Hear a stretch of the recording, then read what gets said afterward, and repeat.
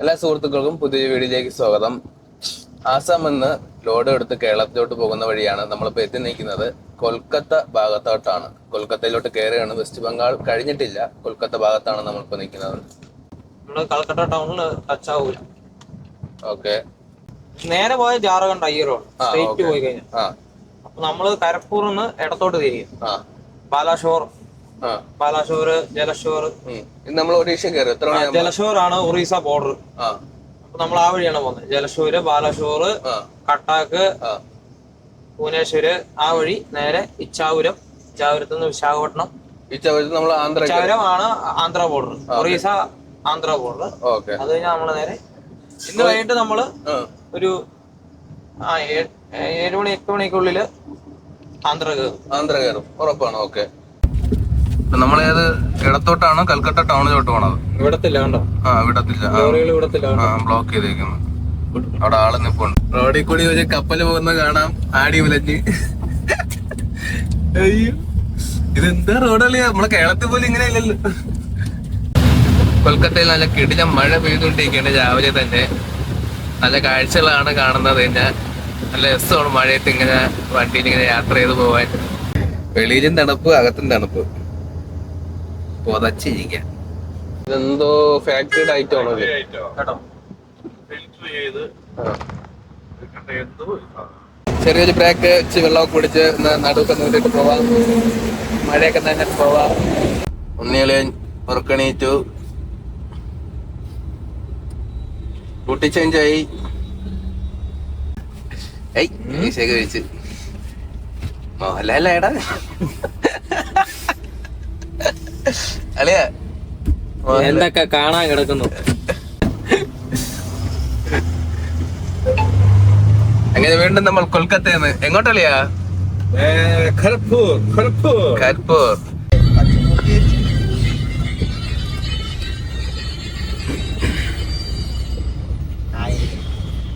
അളിയാ, ഇവിടെ ഒരുപാട് പേരുണ്ടല്ലോ. എന്തെങ്കിലും കൊടുക്കട്ടെ. നല്ല ജോലി, നല്ല ശമ്പളം ഉണ്ട്.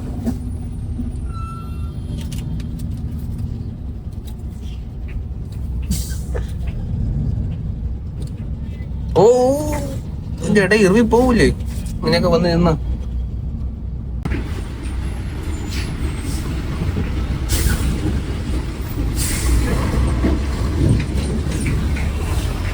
കൊടുത്തോ? എത്ര?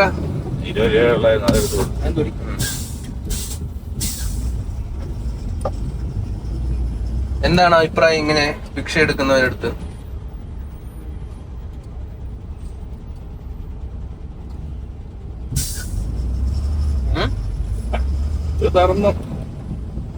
ധർമ്മം കൊടുത്താൽ ആപത്തിൽ നിന്ന് രക്ഷപ്പെടുമെന്നാണ് ഖുർആനിൽ പറയുന്നത്.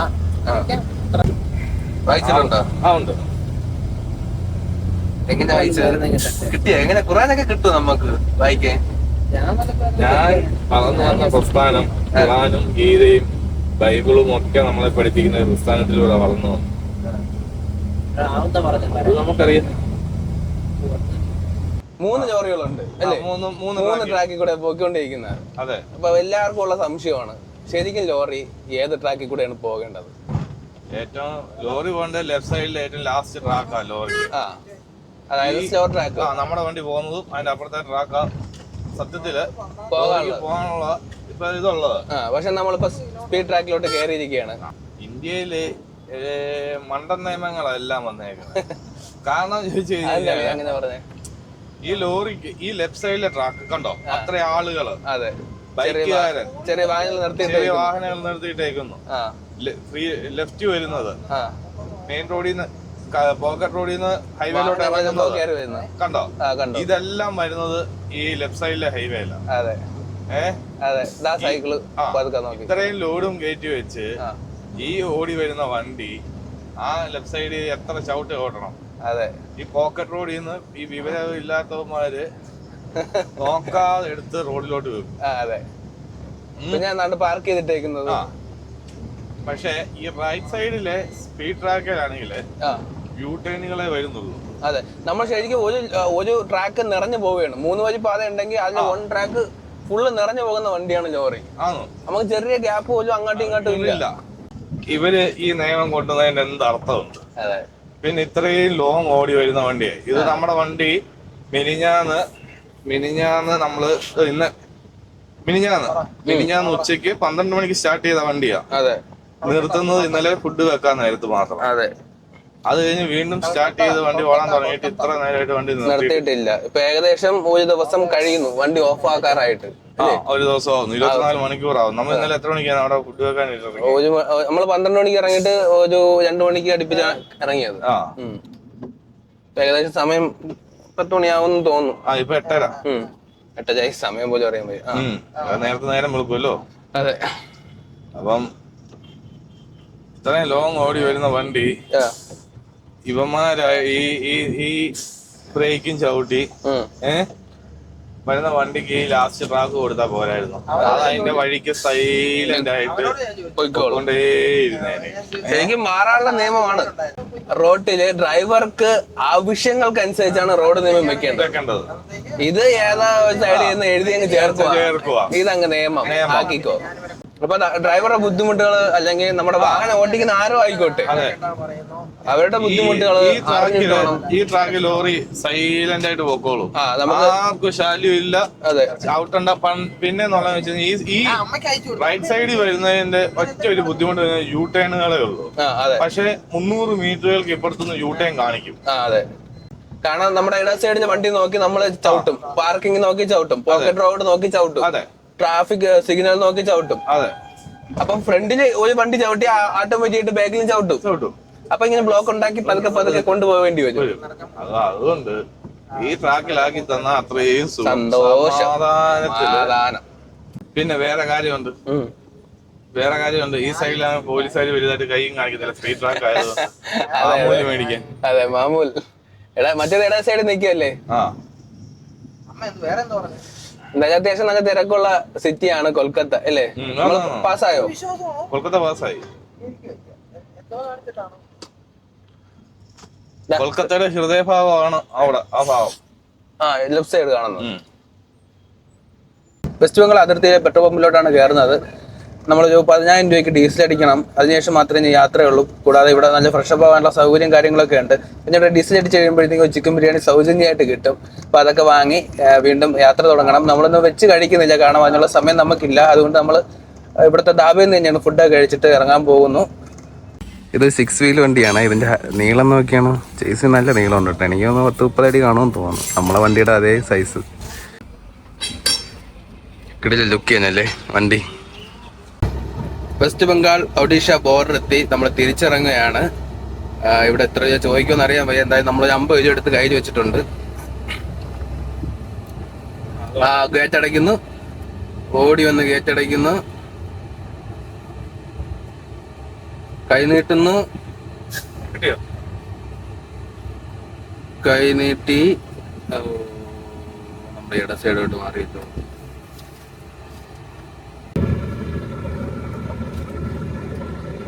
സ്കാൻ ചെയ്ത് ഗൂഗിൾ പേയോ? പൊന്ന വിഷയം. Digital India. അതെ. പേടിയൊന്നുമില്ല. നമുക്ക് ഡിജിറ്റൽ ചെയ്ത് കൊടുത്തല്ലോ.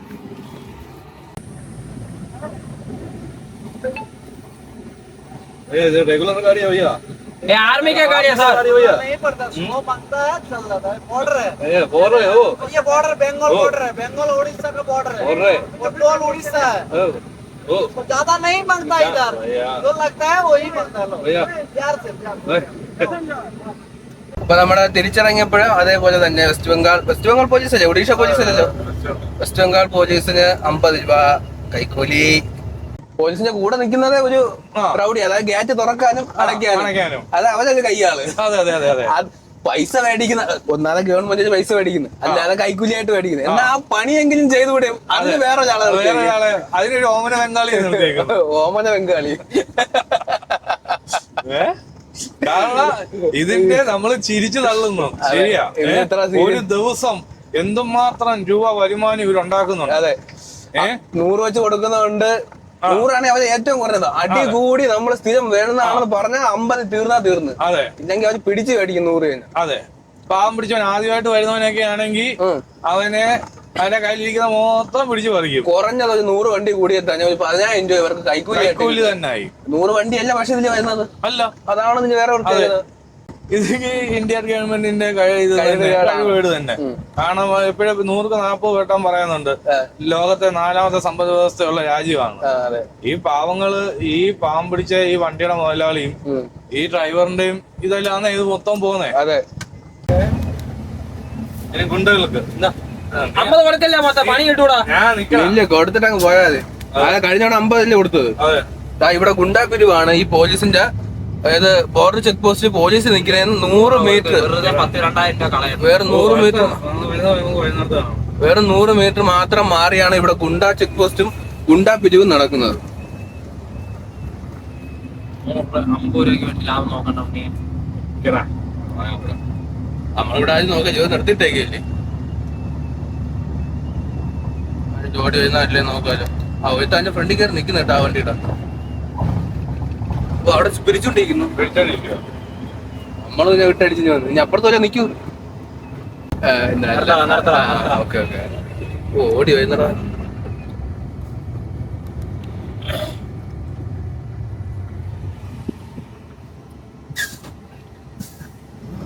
അത് ആരാണെന്ന് പോലും പറഞ്ഞൂടല്ലേ. കിട്ടിയോ? ഓടി ഒന്ന് പൈസ കൈ കാണിച്ച് നടത്തുന്നത് കിട്ടി. ഞാൻ കൊടുക്കുന്നത് അതും ഏകദേശം കിട്ടി. 50 രൂപ. ആരാണെന്ന് പോലും അറിയാതെ, ഒരു യൂണിഫോം പോലും ഇല്ലാതെ, റൗഡി എന്തോ റൗഡി മാമൂൽ എന്ന പേരില് പിടിച്ചുപറി. അതും വെസ്റ്റ് ബംഗാൾ അതിർത്തിയിൽ, അത് പോലീസിന്റെ കൺമുന്നിൽ. നമ്മളവിടെ നിർത്തിയില്ലായിരുന്നെങ്കിൽ എന്ത് സംഭവിക്കുമായിരുന്നു? വണ്ടി തടഞ്ഞിടും. അതിന് ഒരാൾ മാത്രമല്ലേ ഉണ്ടായിരുന്നുള്ളൂ അവിടെ. നിൽക്കുന്ന ആളുകൾ ഉണ്ടോ അവിടെ? ഇവിടെ എല്ലാം ഉണ്ട്. ബൈക്കുകളില് ചുറ്റിനും ആളുകൾ നിൽപ്പുണ്ട്. ഒരാൾ മാത്രമല്ല. Okay okay. അവിടെ അപ്പോഴേ മെസ്സേജ് പാസ് ഇവിടെയാണ്.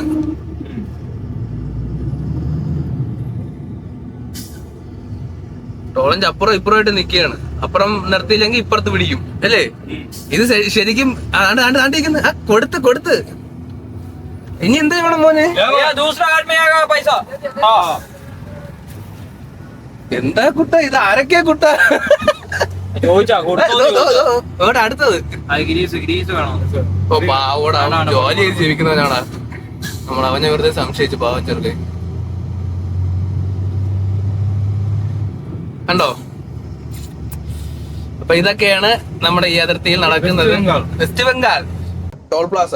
ആ ടോൾ പ്ലാസ നമ്മൾ സ്ലോ ചെയ്ത് നിർത്തിയേ പറ്റത്തുള്ളൂ. ആ ടോൾ പ്ലാസയുടെ മുന്നിൽ വേറൊരു റൗഡി നിപ്പുണ്ട്. കാരണം ഇപ്പുറത്ത് നിർത്താതെ വന്നു കഴിഞ്ഞാൽ ടോൾ പ്ലാസയുടെ മുമ്പായിട്ട് പിടിക്കാനായിട്ട് വേറൊരു റൗഡി നിപ്പുണ്ട്. അപ്പൊ അവൻ കൈ കാണിക്കും. നമ്മൾ കൊടുത്തെന്ന് പറഞ്ഞാൽ ഓക്കെ അവൻ പോകും. പക്ഷെ കൊടുത്തില്ല എന്ന് പറഞ്ഞു കഴിഞ്ഞാൽ മെസ്സേജ് ഇവിടെ പാസ്സാവും നമ്മളിവിടെ എത്തുന്നതിന് മുമ്പ്. അപ്പൊ അവൻ നമ്മൾ പിടിക്കുകയും നമ്മളെ ഉപദ്രവിക്കുക അല്ലെങ്കിൽ വണ്ടിക്ക് നാശനഷ്ടങ്ങൾ സംഭവിപ്പിക്കാനും ഒക്കെ ചാൻസ് ഉണ്ട്. അതൊക്കെയാണ് നമ്മൾ ഇവിടെ കൂടുതലായിട്ട് 50 രൂപ കളഞ്ഞിട്ട് പോണത്. അതെ. ഇതെന്ന് ചോദിച്ചു കഴിഞ്ഞാല് ഈ സംഭവം ഉണ്ടല്ലോ, ഈ റൗഡി മാമൂല, ഇതെന്ന് ചോദിച്ചു കഴിഞ്ഞാല് പണ്ട് മമതാ ബാനർജിയാണ് ഇവിടെ ഭരിക്കുന്നത് വെസ്റ്റ് ബംഗാളില്. ഇതിനു മുമ്പ് CPM ആയിരുന്നു വെസ്റ്റ് ബംഗാൾ ഭരിച്ചോണ്ടിരുന്നത്. അന്ന് സിൻഡിക്കേറ്റ് എന്ന് പറഞ്ഞ ഒരു ഗ്രൂപ്പ് ഉണ്ട്. എന്ന് ചോദിച്ചു കഴിഞ്ഞാല് അന്ന് അവര് ഭരിക്കുന്ന സമയത്ത് സിൻഡിക്കേറ്റ് എന്ന് പറഞ്ഞ ഓരോ കവലയില് ഓരോ ജംഗ്ഷനില് അവരുടെ കുറച്ച് ഈ അടി ഇടി ഒക്കെ അറിയാവുന്ന കുറച്ച് ഗുണ്ട സെറ്റപ്പിലുള്ള ആളുകള് ആയിരുന്നു അവിടെ. എന്ന് വെച്ചാൽ ഇപ്പൊ നമ്മുടെ പഴയ പാർട്ടി, നമ്മുടെ ഇതുണ്ടല്ലോ പാർട്ടി ഗ്രാമങ്ങള് കണ്ണൂര് പോലുള്ള, അതുപോലെ ഇവിടെ ഉണ്ടായിരുന്നു. അപ്പൊ അവർക്ക് മാമൂല് കൊടുക്കണമായിരുന്നു അന്ന്. അതെന്ന് ചോദിച്ചു കഴിഞ്ഞാൽ ഒരു വീടിന്റെ ടിൻ ഷീറ്റ് ആസ്പെറ്റാസ് മാറ്റി ഇടുന്നതിന് വരെ അവര് കാശ് മേടിച്ചിട്ടുണ്ട്. കാശ് മേടിക്കും. പിന്നെ അതിർത്തി തർക്കങ്ങള്, പിന്നെ വൃക്ഷങ്ങൾ അങ്ങോട്ടും ഇങ്ങോട്ടും ചാഞ്ഞു നിൽക്കുന്നത്. ഗവൺമെന്റ് ഇവിടെ ഇല്ല. അന്നത്തെ കാലത്ത് ഗവൺമെന്റ് ഉണ്ട്. പക്ഷെ ഗവൺമെന്റ് ഇതൊന്നും ഇവരെ ഏർപ്പെടുത്തിയേക്കും ഈ കാര്യങ്ങള് നോക്കാനും കാണാനും വേണ്ടി അന്നത്തെ കാലത്ത്. അങ്ങനെയുള്ളവർക്കാണ് പിന്നീട് ചെക്ക് പോസ്റ്റ് ഇവിടെ അവർക്ക് അവരുടെ ഒരു ജംഗ്ഷൻ അത്. അപ്പൊ അവരോട് പറഞ്ഞ് ഇത് നിങ്ങൾ പിടിച്ചോ എന്ന് പറഞ്ഞ് ഒരു സംവിധാനം ചെയ്തു കൊടുത്തു. അത് ഇന്നും അവര് വെച്ച് വളർന്നുകൊണ്ട് ഗവൺമെന്റിന്റെ അറിവോടെ അന്നത്തെ CPMന്റെ അന്നത്തെ കമ്മ്യൂണിസ്റ്റ് പാർട്ടി ഇവിടെ ഭരിക്കുന്ന സമയത്ത് തുടങ്ങി വെച്ച നിയമമാണ്. അത് തുടങ്ങി വെച്ച ഒരു നിയമമല്ല, ഒരു ആചാരം. അത് ഇന്നും നടന്നു പോയിക്കൊണ്ടിരിക്കുന്നു. ഇതിപ്പോഴും നിയമമായിട്ട് എങ്ങും ഇല്ല. ഇല്ല ഇല്ല ഇല്ല ഇല്ല. ഒഡീഷ അത് കണക്ക് കഴിഞ്ഞാൽ ആസാമും അധികം വിഷയം ഉണ്ടായില്ല. വിഷയമില്ല. പക്ഷെ വെസ്റ്റ് ബംഗാൾ, അരുണാചൽ പ്രദേശ്, അരുണാചലം, എന്റെ പൊന്നോ, അത് അരുണാചലും ഇപ്പൊ ഭരിക്കുന്നവരുടെ കഴിവേടെന്ന് തന്നെ പറയും. ഇപ്പൊ ഭരിക്കുന്നത് ആരാണ്? BJP തന്നെ ഭരിക്കുന്നത്. ഓക്കെ. സംഘടനയ്ക്ക് കാര്യം അറിയത്തില്ലയോ? രാജ്യം ഭരിക്കുമ്പോ രാജ്യത്തിന്റെ അകത്ത് എന്തെല്ലാം നടക്കുന്നുണ്ടെന്ന് അറിയേണ്ടത് സംഘടനയുടെ ഉത്തരവാദിത്വമാണ്, അല്ലെങ്കിൽ സംഘടനയുടെ അവിടുത്തെ ചുമതലയിൽ ഇരിക്കുന്നവരുടെ ഉത്തരവാദിത്വമാണ്. അവര് വേണം കാര്യങ്ങള് മാറ്റി കൊണ്ടുവരാനാ. പട മേടിച്ച് പന്തളത്ത് നിന്നപ്പോ അവിടെ പന്തം കൊളുത്തി പട എന്ന് പറയുന്ന കണക്കായിപ്പോയി നമ്മുടെ അവസ്ഥ. ഷോലൈലാൻഡ് ഷോറൂമിൽ വന്നിട്ട് നമ്മൾ ഒരു ബക്കറ്റ് ആർബ്ലൂ മേടിച്ചു. 1315 രൂപയാണ്. 20 ലിറ്ററിന്റെ ആർബ്ലൂ മേടിച്ചു. അപ്പോഴത്തേക്ക് നമ്മളെ പുതിയ വണ്ടി ആയതുകൊണ്ട് നമ്മൾ ഓസ് ഇതുമായിട്ട് മേടിച്ചിട്ടില്ല. കാരണം നമ്മള് ഈ സാധനം വാങ്ങുന്നിടത്ത് തന്നെയാണ് നമ്മൾ ഫില്ല് ചെയ്യുന്നത്. അതുകൊണ്ട് അവർ തന്നെ നമുക്ക് ഫില്ല് ചെയ്ത് തന്നിട്ടുണ്ട്. പക്ഷെ ഇവിടെ ഫില്ലിങ്സ് ഇതില്ലാത്തതുകൊണ്ട് നമ്മൾ മേടിച്ച് ഓസ് ഇല്ലാത്തതുകൊണ്ട് നമ്മൾ അവിടെ ചോദിച്ചു, ചേട്ടാ ഒരു ഓസ് തരാമോ? അവിടെ സർവീസ് സ്റ്റേഷനാണ് അശോക് ലൈലാൻഡ് ഒഡീഷയിലെ ബാലസൂറിലുള്ള അല്ലേ സർവീസ് ഷോറൂമിലാണ് കയറിയത്. ചേട്ടാ നമുക്കൊന്ന് ഓസ് തരാമോ, നമുക്കൊന്ന് ആർബ്ലൂ ചെയ്യാന്ന് ചോദിച്ചു. അപ്പൊ മെക്കാനിക്കിന്റെ അടുത്ത് ചോദിച്ചു. അപ്പൊ മെക്കാനിക്ക് പറഞ്ഞ് നമ്മുടെ കയ്യിൽ ഓസ് ഇല്ല, മറ്റേ ആ ഭാഗത്ത് സെക്യൂരിറ്റിന്റെ അടുത്ത് ചോദിച്ചാൽ മതി, സെക്യൂരിറ്റി അടുത്ത് തരുമെന്ന് പറഞ്ഞു. നമ്മൾ സെക്യൂരിറ്റി അടുത്ത് നിന്നിട്ട് പറഞ്ഞ് ചേട്ടാ ഓസ് വേണം, ആർബ്ലൂ. ഓസൊക്കെ എന്റെ ഉണ്ട്, പക്ഷെ ഒരു 50 രൂപ എനിക്ക് കമ്മീഷൻ തരണം. ചായ കുടിക്കാൻ 50 രൂപ കൈക്കൂലി വേണം. അവിടെയും കൈക്കൂലി. എന്തൊരു അവസ്ഥയില്ലേ നമ്മള്. 52 ലക്ഷം രൂപ കൊടുത്ത് വണ്ടി 56 ലക്ഷം രൂപ കൊടുത്ത് വണ്ടി മേടിച്ച നമ്മൾ ആരായി? ശശി. ഒരു ഓസ് പോലും ഫ്രീ ആയിട്ട് ഫ്രീ ആയിട്ട് വേണ്ട, നമുക്ക് ഒഴിച്ചിട്ട് കൊടുക്കാം, തിരിച്ചു കൊടുത്തേക്കാം. അതുപോലും രൂപമാര് തന്നിട്ടില്ല. ഒരു 16 വീൽ ലോറിയുടെ 16 വീലും ചാക്കിപ്പുറത്ത് വെച്ച് പണി ചെയ്തോണ്ടിരിക്കുന്നത്. അതെന്തോ ഹബ്ബൊക്കെ എന്തോ അല്ലേ? പിന്നെ ഹൗസിംഗിന്റെ റൊട്ടേഷൻ. അതെ, ഇത് സംഭവം എന്ന് വെച്ചാൽ 16 വീലും ചാക്കിപ്പുറത്ത്. എന്നിട്ട് വണ്ടി സ്റ്റാർട്ട് ചെയ്തിട്ട് ഇതിങ്ങനെ കറക്കിക്കൊണ്ടിരിക്കും. അതൊക്കെ സേഫായുള്ള പണിയാണോ എന്ന് എനിക്ക് അറിയത്തില്ല. എന്തായാലും കണ്ട പോലെ അത്ഭുതം. എല്ലാ വീലും എയറില്, ഒരൊറ്റ വീല് പോലും ഇല്ല, എല്ലാം ചാക്കിപ്പുറത്ത്. 16 വീലും ചാക്കിപ്പുറത്ത്. അളിയെന്ത് തോന്നുന്നു? അത് സ്ഥിരം ഇതൊക്കെ തന്നെ ഇല്ല. നമ്മുടെ ഇവിടെ നമ്മുടെ നാട്ടിലാണെങ്കിൽ ടയർ ഇട്ടിട്ട് ജാക്കി വെച്ച് 2 കുറ്റി ജാക്കിയിൽ അല്ലെങ്കിൽ സെൻട്രൽ ജാക്കിയെ നിർത്തിക്കൊണ്ട് കറക്കുന്നത്. ഇവിടെ അങ്ങനെയൊന്നും അല്ല. ഇവിടെ അങ്ങനെ തന്നെ. ഇത് സേഫ് ആയിട്ടുള്ള പണിയാണോ? സേഫ്റ്റി ഇല്ലാതെ ഷോറൂം ഒരു കാര്യവും ചെയ്യത്തില്ല. അപ്പൊ അതിനൊന്ന് സേഫ്റ്റി പ്രിക്കോഷനോടുകൂടിയേ കാര്യങ്ങൾ ചെയ്യത്തുള്ളൂ. ഓക്കെ. ഇവരുടെ ഷോറൂമിൽ തന്നെ വണ്ടി സർവീസ് ചെന്ന് കഴിഞ്ഞാല്, ലോഡ് പുറത്ത് ചെന്ന് കഴിഞ്ഞാല് നമ്മുടെ ജാക്കിങ് കൊണ്ട് നമ്മളോട് പറഞ്ഞ ജാക്കിങ് എടുക്ക്, വണ്ടി ജാക്കി പുറത്ത്. ആർബ്ലൂ മേടിച്ച് നിർത്തി കഴിഞ്ഞാൽ നമ്മളടുത്ത് പറയാം ആർബ്ലൂ അതിനകത്ത് ഇരിപ്പുണ്ട്, അത് പോയി എടുത്തോ. നമുക്ക് കയ്യിലെടുത്ത് തരുന്നത് പോലും ഇല്ല. പിന്നെ ഒരു പുത്തൻ ജേഴ്സ് ഇറക്കി മേടിക്കാൻ വന്ന അറ്റ്ലീസ്റ്റ് ഒരു ജാക്കി, വണ്ടിക്ക് ഒന്നുമില്ല, ജാക്കി ഇല്ല. പിന്നെ ഒരു വലിയ ലിവർ അതും ഇല്ല. ഒരു ജാക്കി മാന്യമായിട്ട് കൊടുക്കാം. കാരണം എല്ലാത്തിനും കാശാ, ശരിയാ. എന്നാലും ഇത്രയും അറ്റ്ലീസ്റ്റ് ഒരു വണ്ടിക്കാരന് കൊടുക്കുന്നത് മാന്യത. വണ്ടി എടുക്കുന്നതിന് മുമ്പ് സാറേ എവിടെ സാറേ വണ്ടി എടുക്കട്ടെ സാറേ, ബുക്ക് ചെയ്യട്ടെ സാറേ. അതെ. അക്ഷരം മാറ്റൂ. അതെ.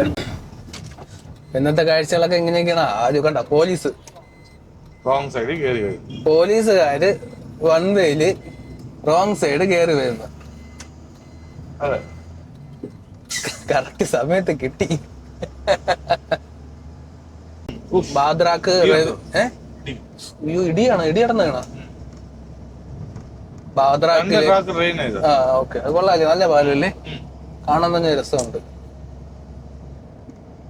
ഭുവനേശ്വർ അല്ലേ? ഭുവനേശ്വർ ആണ് ഈ ഒഡീഷയുടെ ക്യാപിറ്റൽ. അല്ല, അടിപൊളി സിറ്റിയാണ്, നീറ്റ് ആൻഡ് ക്ലീൻ ആണ്. പിന്നെ ഭുവനേശ്വറിലാണ് നല്ല സീറ്റ്സ് കിട്ടും. നമ്മൾ പോകുന്ന ഒരു പാലം കയറുന്നതിന് മുമ്പ് കടകൾ സൈഡിൽ കാണാം. അതെ, ആ ബ്രിഡ്ജ് ഒരു ഹൈലൈറ്റ് ആണ്. നല്ല രസം. അതിന്റെ മുകളിൽ കൂടെ പോകുമ്പോൾ നല്ല ഹൈറ്റിലാണ് നമ്മൾ പോകുന്നത്. എന്ത് തോന്നുന്നു ആ ഇടിയെ പറ്റിയിട്ട്? ന്യൂട്രൽ അടിച്ചിറങ്ങി വന്നു. അങ്ങനെയാണ് തോന്നുന്നത്. ലോഡ് കൊണ്ടിരിക്കുകയാണോ ചെയ്യും? ലോഡ് കൊണ്ടിരിക്കുക. അല്ലെങ്കിൽ ആ മണ്ണിട്ടത് കണ്ടില്ല. ഇത് കണ്ടില്ല. ഏതെങ്കിലും ഒന്ന് ഗിയറിലെ ഓടുന്നതും ന്യൂട്രടിച്ച് ഓടുന്നതെന്ന് ചോദിച്ചാൽ ന്യൂട്രടിച്ച് ഓടിക്കഴിഞ്ഞാൽ പെട്ടെന്ന് ഉറക്കം വരും. കാരണം നമ്മളെ കൈയും കാലും ഒന്നും അനങ്ങുന്നില്ല. 1 കിലോമീറ്റർ നല്ല സ്പീഡിൽ തട്ടി അപ്പോഴായിരിക്കും ഒരു ഇറക്കം വരുന്ന ഹൈവേയുടെ. അപ്പൊ നമ്മൾ വീണ്ടും ന്യൂട്രൽ തട്ടി പിന്നെ അത് ന്യൂട്രൽ ഇങ്ങനെ അങ്ങ് പോവില്ലയോ. അതെ, നമ്മള് അറിയാതെ ഉറങ്ങി പോകും. കാരണം ഞാൻ ന്യൂട്രലൊക്കെ അടിച്ച് വണ്ടി ഓടിച്ചിട്ടുള്ളതാ, സിമെന്റ് വണ്ടിയൊക്കെ. അന്നത്തെ കാലത്തല്ലേ അങ്ങനെ ചെയ്താൽ മാത്രമേ മൈലേജ് കൊടുക്കാൻ പറ്റൂ. അത് ആ കമ്പനിയുടെ ആവശ്യമാണ് അല്ലേ? അതെ, കമ്പനിയുടെ റൂൾ. അല്ലെങ്കിൽ നമ്മള് കഷ്ടപ്പെടുന്ന കാശ് കമ്പനിക്കാരെ കൊണ്ടുപോകും. അപ്പൊ പിന്നെ ഇത് ചെയ്യുന്ന മാർഗമുള്ളൂ. ഇപ്പൊ എങ്ങനെയാണ്? ഇപ്പൊ അടിക്കുന്നില്ലേ നമ്മുടെ നാട്ടില് വേറെ കാര്യമുണ്ട്. ഹൈവേയിൽ എന്ത് പണി നടന്നാലും അപ്പൊ അപ്ഡേഷൻ അപ്പൊ കൊടുക്കും കേരളത്തില്. പക്ഷെ ഇവിടെ അത് മാപ്പ് ഇട്ട് വരുന്നത് തെണ്ടിയല്ലേ? ഇതെന്തോടെ എങ്ങോട്ടൊക്കെ പോണോ? ഇത് ശരിക്കും ഇതാണ് ചോയ്സ് ആയിട്ട് പണി കിടക്കുകയാണല്ലോ അല്ലേ? അപ്പൊ എല്ലാ വണ്ടി ഇതാണൊക്കെ പോണം. നമ്മുടെ ഇട സൈഡില് ഹൈവേയുടെ പണി നടന്നുകൊണ്ടിരിക്കുകയാണ്. അപ്പൊ വൺ വേ കൂടെ തന്നെയാണ് എല്ലാ വണ്ടികളും പോകുന്നത്. ഇതാണ് നമ്മുടെ ഒഡീഷയിലെ കിടിലം ബസ്. ഇൻസുലേഷൻ ടൈപ്പിലാണ് മൊത്തം. എസി വണ്ടിയാ, എസി വണ്ടിയിൽ ഇൻസുലേഷൻ. ഒരു തുള്ളി തണുപ്പ് പോലും വെളിയിൽ പോവല്ലേ. ലക്ഷറി ലൈഫാണെന്ന് കാണുന്നത് വിചാരിക്കട്ടെ അല്ലേ? മണ്ണ് മാഫിയ, ആറ്റുമണൽ മാഫിയ. കണ്ടാ ലൈലഞ്ച് കേറി വരുന്നുണ്ടോ മണ്ണില്? ഏത് നദിയിലും കേറി ഇറങ്ങും. ടാറ്റയാണോ? ഈ ഫ്രണ്ടിൽ വരുന്നല്ലേ? ഇത്ത ഫ്രണ്ടിൽ കൂടെ പോണ ടാറ്റ. മണൽ മാഫിയാസ്. ഒരു നദി തന്നെ അവന്മാര് വറ്റിച്ചെടുത്തു പോകുന്നു. മഴയത്തൊക്കെ ഓടി വണ്ടിയൊക്കെ ഒരുപാട് ചെളിയായി. 2 ദിവസം മുമ്പ് നല്ല രീതിക്ക് കഴുകിയതായിരുന്നു.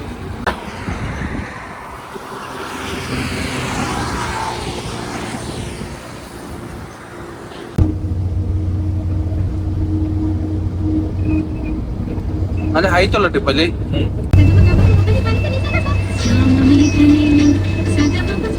കഴിഞ്ഞ ദിവസം ഒഡീഷയിലെ കാഴ്ചകളാണ് കണ്ടത്. ഇന്ന് നമ്മൾ ആന്ധ്രയിലോട്ട് കയറിയിരിക്കുകയാണ്. സോറി, ഇന്നലെ തന്നെ രാത്രി 12 മണി 1 മണിക്ക് നമ്മൾ ആന്ധ്രയിലോട്ട് കയറി. ഏകദേശം നമ്മൾ കാക്കിനാട ഭാഗത്തൂടെയാണ് പോയിക്കൊണ്ടിരിക്കുന്നത്. ഇന്ത്യയിൽ തന്നെ ഏറ്റവും നീളം കൂടിയ പാലത്തിനൊന്നായ ഗോദാവരി പാലത്തിന്റെ മുകളിലൂടെയാണ് നമ്മൾ കയറാൻ പോകുന്നത്. ഏകദേശം 4.1 കിലോമീറ്റർ ആണ് ഈ പാലത്തിന്റെ നീളം. ഗോദാവരി നദിയെ കുറിച്ച് പറയുകയാണെങ്കിൽ ഇന്ത്യയിൽ തന്നെ ഒഴുകുന്ന നദികളിൽ ഏറ്റവും നീളം കൂടിയ 2ാമത്തെ നദിയാണ് ഗോദാവരി നദി. ഇതിനെ വൃദ്ധ ഗംഗ എന്നും പഴയ ഗംഗ എന്നും ഒക്കെ അറിയപ്പെടുന്നുണ്ട്. മഹാരാഷ്ട്രയിലെ നാസിക് ജില്ലയിൽ നിന്നാണ് ഗോദാവരി നദിയുടെ ഉത്ഭവം. അവിടെ നിന്ന് ഏകദേശം 380 കിലോമീറ്റർ മാത്രമേ ഉള്ളൂ അറബിക്കടലിലോട്ട്. പക്ഷെ അങ്ങോട്ട് ഒഴുകാതെ ഏകദേശം 1450 കിലോമീറ്ററോളം ഈ കിഴക്ക് വശത്തോട്ട് സഞ്ചരിച്ച് വേ ഓഫ് ബംഗാൾ ഉൾക്കടലിലോട്ടാണ് ഈ നദി പതിക്കുന്നത്. ഞാൻ നൈറ്റ് മാത്രമേ ഇതിലെ കൂടെ വന്നിട്ടുള്ളൂ. ഡേയിൽ ആദ്യമായിട്ടാണ് ഈ ഒരു ഗോദാവരി പാലത്തിന്റെ മുകളിൽ കൂടെ യാത്ര ചെയ്യുന്നത്. വെള്ളം വളരെ കുറവാണല്ലേ?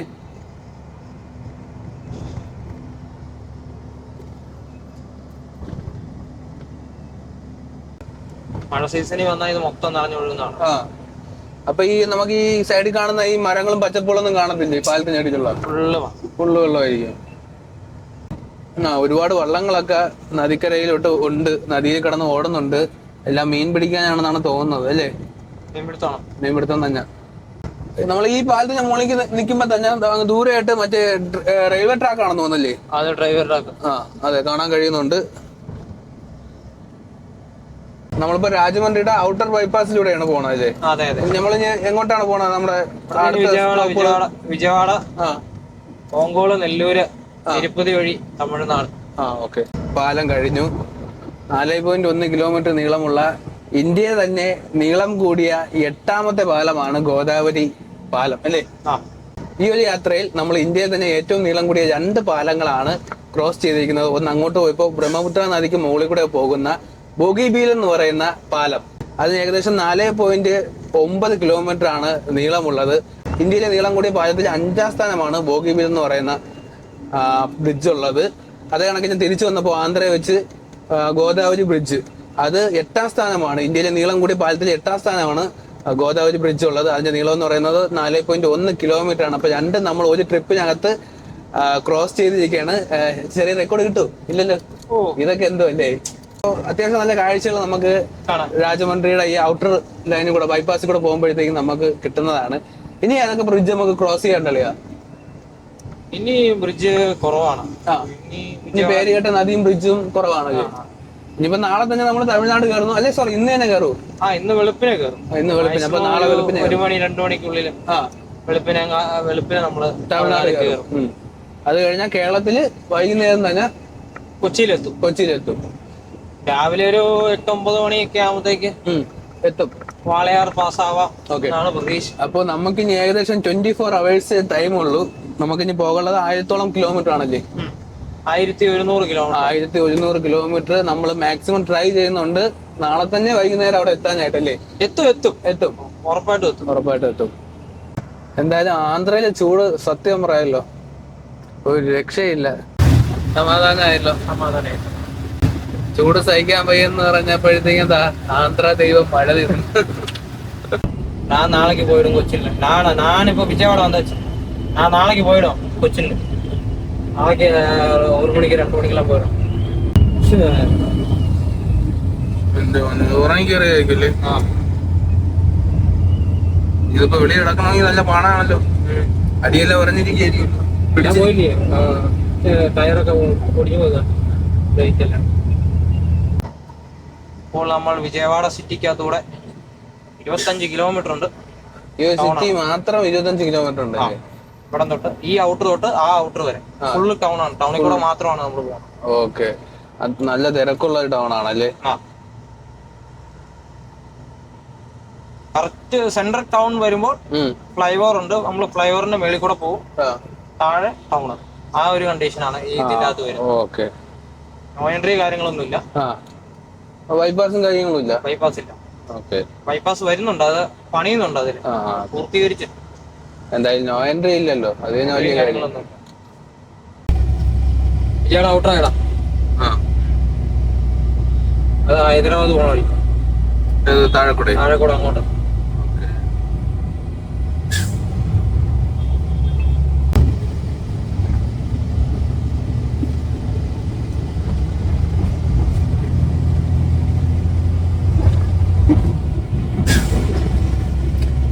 സിറ്റി അല്ലേ? നല്ല ഭംഗിയുള്ള സ്ഥലമല്ലേ? കൃഷ്ണ നദി ഇന്ത്യയിലെ നീളം കൂടിയ നദികളിൽ പ്രധാനമാണ്. തിങ്കളാഴ്ച തന്നെ രാവിലെ 10 മണിയാകുമ്പോ കൊണ്ടുപോയി ഓഫീസിൽ കൊടുക്കുകയും ബില്ല് അവിടെ എറണാകുളത്ത് തന്നെ ഇവരുടെ ഓഫീസുണ്ട്, ഡൽഹി ആസാമിന്. ഡയറക്റ്റ് കൊണ്ടു കൊടുത്താൽ വൈകിട്ട് 5 മണിക്കുള്ളിൽ പൈസ അക്കൗണ്ടിൽ. ഇത് ഒരു വലിയ നദിയായിരുന്നു കേട്ടോ. അതായത് ഗോദാവരി നദി കഴിഞ്ഞാൽ തെക്കേ ഇന്ത്യയിലെ ഏറ്റവും വലിയ നദിയാണ്. ഗംഗയും ഗോദാവരിയും കഴിഞ്ഞാൽ ഇന്ത്യയിലെ ഏറ്റവും നീളം കൂടിയ നദിയും ഇതാണ് കൃഷ്ണ റിവർ. പക്ഷേ വെള്ളമില്ല, വെള്ളം വറ്റിപ്പോയി. അറബിക്കടലിൽ നിന്നും 64 കിലോമീറ്റർ ദൂരം മാത്രമേ ഉള്ളൂ. എങ്കിലും തിരിച്ചാ ഒഴുകുന്നത്. അതെ 1300 കിലോമീറ്ററോളം ദൂരം സഞ്ചരിച്ച് ബംഗാൾ ഉൾക്കടലിലാണ് ഇത് പതിക്കുന്നത്. അതെ, തിരിച്ചാണ് ഒഴുകുന്നത്. കണ്ടോ ഇവിടെ അതെ. അല്ല ഇപ്പൊ 3 ആയല്ലോ. 3 നദിയാണ് അതേപോലെ ഒഴുകുന്നത്. അതെ, ആ 3 ക്രോസ് ചെയ്തില്ല, 2 ക്രോസ് ചെയ്തു. അതെ. ബസ് ലോറിയുടെ മുകളിൽ കയറി പോവുകയാണ് ഗൈസ്. പുതിയ വണ്ടി, ഇലക്ട്രിക് ബസ് അല്ലേ? പുതിയ കമ്പനിയാണെന്ന് തോന്നല്ലേ? ഹീറോ ഈഗിളാ? Okay, Hero Eagle. തിരുപ്പതി എത്തിയിരിക്കുകയാണ്. തിരുപ്പതി എത്തിയപ്പോഴത്തേക്കും നമ്മളെ ഉണ്ണിയളിയൻ നാട്ടിൽ പോകേണ്ട അത്യാവശ്യ കാര്യമുള്ളത് കൊണ്ട് തിരുപ്പതി റെയിൽവേ സ്റ്റേഷന് മുന്നിലോട്ട് ഇറങ്ങിയിട്ട് നാട്ടിലോട്ട് പോവുകയാണ്. നാളെ കൊണ്ട് കഴിഞ്ഞാൽ നമ്മൾ എറണാകുളത്തോട്ട് എത്തുന്നതായിരിക്കും. ഞാനും ഉണ്ട്, നമ്മളെ എറണാകുളനും ഉണ്ട്. നമ്മുടെ യാത്രയുടെ ഈ ഒരു ട്രിപ്പിന്റെ അവസാന ദിവസം നമ്മളങ്ങനെ കോയമ്പത്തൂർ എത്തി നിൽക്കുകയാണ്. സമയം രാവിലെ 6:20 ആകുന്നു. നമ്മൾ കേരളത്തോട്ട് കയറാൻ പോവുകയാണ്. തമിഴ്നാട്ടിലെ അവസാനത്തെ ചെക്ക് പോസ്റ്റ് ആണ്, ചാവടി ചെക്ക് പോസ്റ്റ് എന്നാണ് പറയുന്നത്, RTO ചെക്ക് പോസ്റ്റ്. അപ്പോൾ ഇവിടെ കുറച്ച് പേപ്പർ കാര്യങ്ങളൊക്കെ കാണിക്കേണ്ടതുണ്ട്. അതുപോലെ തന്നെ ബില്ലൊക്കെ കാണിച്ച് മാത്രമേ ഇനി ഇവിടെ യാത്ര തുടരാൻ പറ്റൂ. ഓക്കെ അല്ലേ? എന്തായിരുന്നു ചോദിച്ചത്? 300 രൂപ പേപ്പർ കാണിക്കാൻ വരിക? 300 രൂപ മാമൂല്. 300 രൂപ. Tamil Nadu last police check post. Police മറ്റേത് RTO, ഇത് പോലീസ്.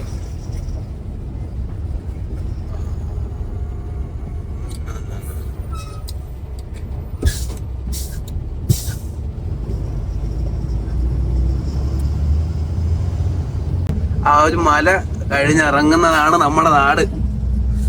ആ കേരളത്തിലോട്ട് കയറും മുമ്പുള്ള കാഴ്ച ഭയങ്കര രസമാണല്ലേ. അങ്ങനെ നമ്മുടെ നാട് കയ്യെത്താൻ ദൂരത്തുണ്ട്. നാടെത്തുന്നു. അതിന് മുമ്പ് ഇപ്പൊ നിയമം തുടങ്ങും. അതുകൊണ്ട് നമുക്ക് ഇടത് സൈഡ് ചേർന്ന് പോവാം. അല്ലെങ്കിൽ കയറുമ്പോഴേ 1000 രൂപ എഴുതി തരും. അതുകൊണ്ട് നമുക്ക് നമ്മുടെ കേരളത്തിലെ നിയമം അനുസരിച്ച് മുന്നോട്ട് പോകാം. ഇതുവരെ നമുക്ക് എങ്ങനെ വേണേലും ഓടിക്കാൻ പറ്റും. ഇനി അത് നടക്കുകയില്ല. യെസ്, വാളയാർ.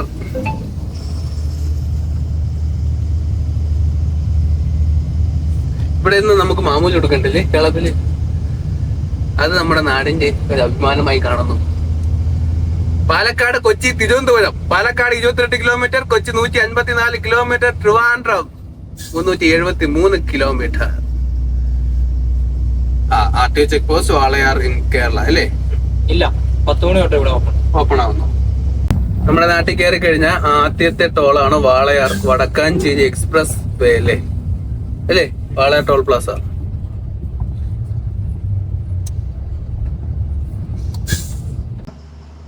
നമുക്ക് ഒരു 10-11 മണിയൊക്കെ ആകുമ്പോഴത്തേക്കും നമ്മുടെ ഈ യാത്ര എടപ്പള്ളി അല്ലേ, എറണാകുളം, കൊച്ചി, കൂനമ്മാവ് എന്നല്ലേ, കൂനമ്മാവിലെത്തുന്നു. വണ്ടി അവിടെ പാർക്കിംഗ് ഇടുന്നു. നാളെ ലോഡ് ഇറക്കത്തുള്ളൂ. അപ്പൊ നമ്മള് ഇന്നൊരു 11 മണിയാകുമ്പോഴത്തേക്കും ഈ ഒരു വീട്ടിലേക്ക് തിരിയും. അല്ല, ഇത് വിഷമമുണ്ടാ? നമ്മൾ ഇത്രയും നാൾ ഒരുമിച്ച് യാത്ര ചെയ്തല്ലേ? തീർച്ചയായിട്ടും ഉണ്ടാവും. നമുക്ക് ഒരുമിച്ച് യാത്ര ചെയ്യണം. തീർച്ചയായിട്ടും. അടുത്ത് വരും. നമ്മള് ഇപ്പൊ അരുണാചൽ പോയി. നമ്മൾ അടുത്തത് ഇനി ഒരു ത്രിപുര. അതെ, നമ്മളൊന്നും തീരുമാനിച്ചല്ല യാത്ര ചെയ്യുന്നത്. ഇത് ഈ ഒരു വിഷയമല്ല, ഏതൊരു വിഷയമായാലും നമ്മൾ തീരുമാനിക്കുന്നതൊന്നുമല്ല നടക്കുന്നത്. അതുകൊണ്ട് നമുക്ക് വലിയ പ്ലാൻ ഒന്നുമില്ല. വഴി നടത്ത് വെച്ച് അത്രേ ഉള്ളൂ. ആദ്യത്തെ ട്രിപ്പ് വിജയകരമായി പൂർത്തീകരിക്കുന്നു. അതെ.